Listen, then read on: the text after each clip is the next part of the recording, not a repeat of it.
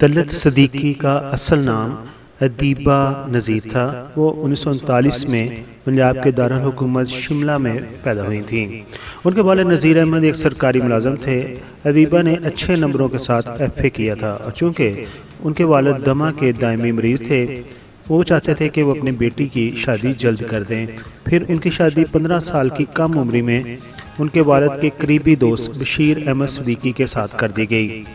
1945 में अदीबा और उनके शोहर शिमला से कराची शिफ्ट हो गए।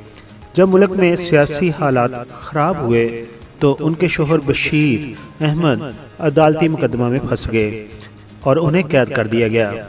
अब उनके शोहर ने अपनी वाइफ पर छोड़ दिया कि वो अपनी नौज़ायदा बेटी आरफा की देखभाल करे और घर का इंतज़ाम संभाले। चुनाचे उन्होंने रेडियो पाकिस्तान में एडिशन दिया और तलत सदीकी बन गई। खूबसूरत आवाज़ और दिलकश शख्सियत के मालिक तलत ने न सिर्फ कुछ हिट गाने गाए बल्कि रेडियो के कुछ ड्रामों में भी अपनी अदाकारी के जौहर दिखाए। सिल्वर स्क्रीन पर तलत सदीकी का पहला किरदार AH सदीकी की छोटी बेगम के लिए था, जहां उनका एक छोटा सा किरदार था। 1962 में एक फिल्म रिलीज हुई। उस फिल्म में उन्होंने इब्राहिम नफीस अदाकार के बीवी का रोल निभाया, जो कि वफादार थी, परहेजगार थीं और अपनी अदाकारी के बेहतरीन जौहर दिखाए। फिल्म का नाम था इश्क हबीब। उस फिल्म में उनके शोहर कुछ बिगड़े हुए होते हैं। आखिरकार वो अपने शोहर को अपनी वफादारियों के जरिए बदलने में कामयाब हो जाती हैं। ये फिल्म आज भी साबरी ब्रदर्स की सुपरहिट क्वाली के लिए याद की जाती है, जिसका नाम है बर्दे जोली मेरी या मोहम्मद, आपके दर से ना जाऊंगा मैं खाली। तलत सदीकी कराची से लाहौर शिफ्ट हो गई और वहाँ इंडस्ट्री ने उन पर ऑफर्स की बारिश कर दी।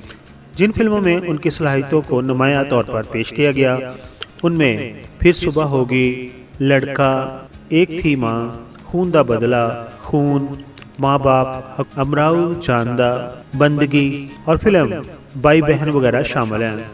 इनमें से कुछ फिल्मों में उन्होंने गाने भी गाए। एक दफ़ा फिर फिल्म बंदगी और कौन किसी का में उनके किरदारों को बहुत ज़्यादा सराहा गया, जो कि कभी फरामोश नहीं किया जा सकता, जो कि वाकई शानदार थे। इसी तरह फिल्म लोरी में उन्होंने अदाकार संतोष कुमार की पहली बीवी के तौर पर अहम किरदार निभाया। अदाकारा तलत सदीकी की छोटी बहन रियाना सदीकी ने भी कुछ अहम किरदार अदा किए, जिनमें फिल्म हमदम में रिहाना बतौर हीरोइन नजर आई। अदाकारा तलत सदीकी की बेटी आरफा सदीकी को सबसे ज़्यादा पॉपुलैरिटी हासिल हुई। उन्होंने अपनी वालदा से खूबसूरत आवाज़ भी हासिल की, जो कि उन्हें विरासत में मिली।